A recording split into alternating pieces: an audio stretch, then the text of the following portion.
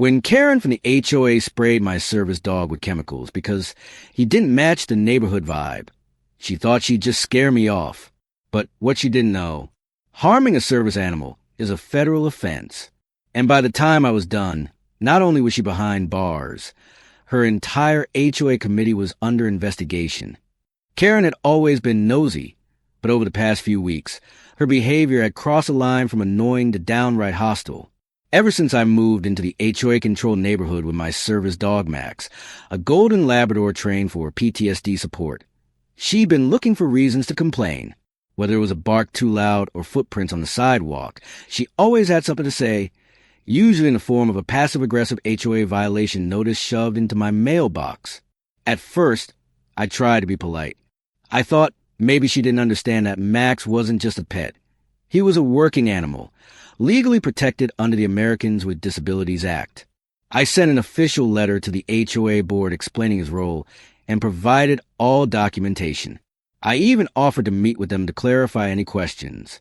But instead of responding with compassion or understanding, Karen doubled down. She made it her mission to make our lives miserable. She would hover outside her porch and watch us during every walk.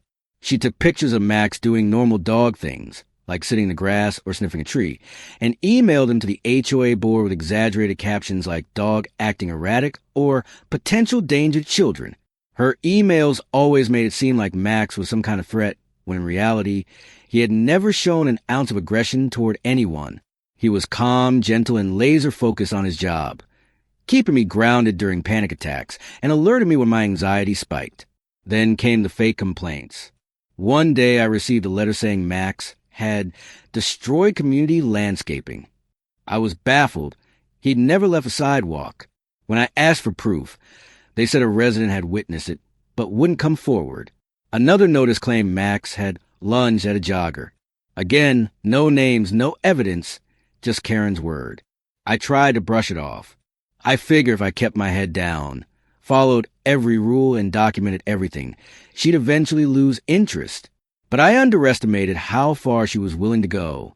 The real nightmare began on a quiet Sunday morning. I let Max in the backyard, like I always did, to stretch his legs and get some fresh air while I brewed coffee. The fence between our property and Karen's is about waist high. I had just turned to head back inside when I heard Max yelp, a sharp, panic cry that stopped me in my tracks. I rushed out and saw him stumbling away from the fence, his eyes red and watery, foam around his mouth, and his fur slick with something that smelled strongly of bleach. My heart stopped.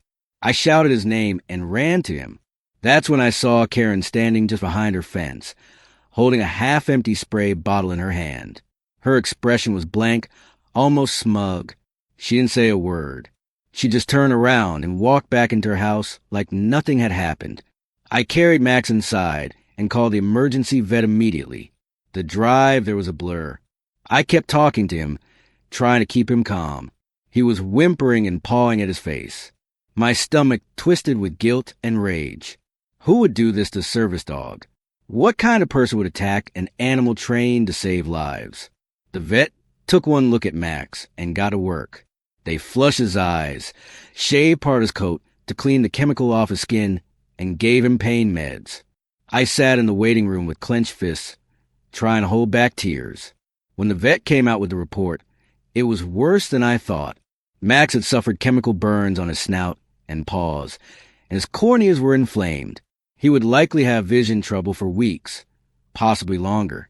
I filed a police report that same night. The vet's documentation made it clear this was an accident or a misunderstanding.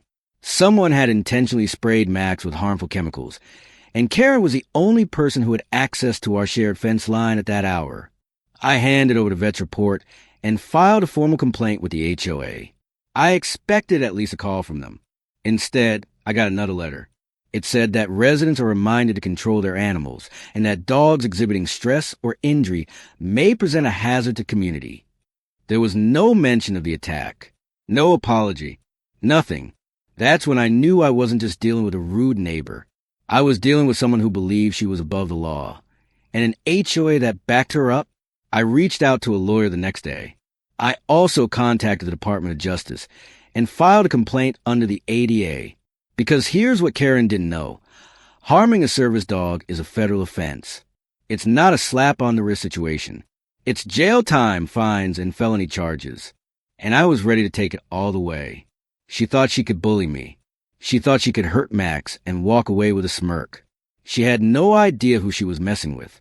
The day federal agents knocked on Karen's door was the beginning of the end. Not just for her, but for the entire HOA board that had protected her behavior.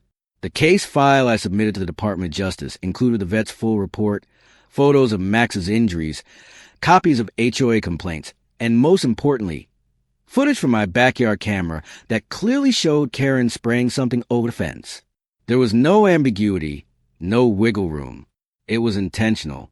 It was cruel, and it was illegal under the Americans with Disabilities Act. Service animals are considered medical devices, not pets.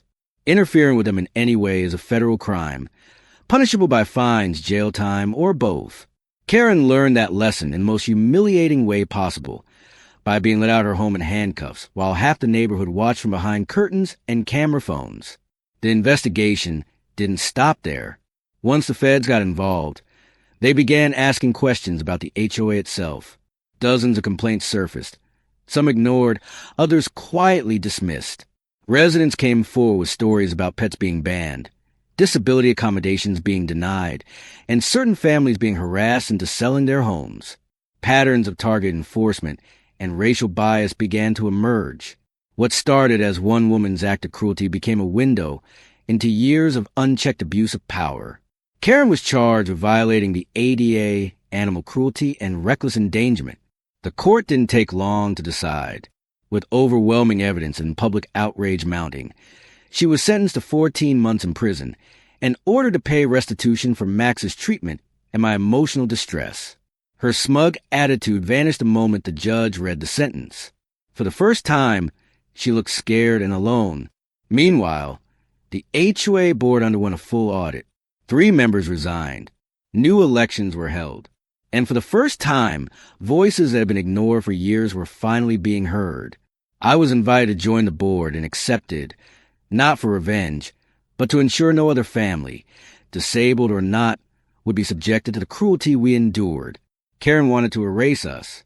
Instead, she gave us power. And Max, though still healing, never stopped being my hero. Karen thought she could get away with hurting a service dog, but the law thought otherwise. If you believe in standing up to entitled behavior and fighting for justice, hit that like button and subscribe for more real stories that prove no one is above the law. Share this video to spread awareness, because service animals deserve respect, and silence only protects the guilty. Drop a comment below if you've ever dealt with an HOA nightmare. We're listening.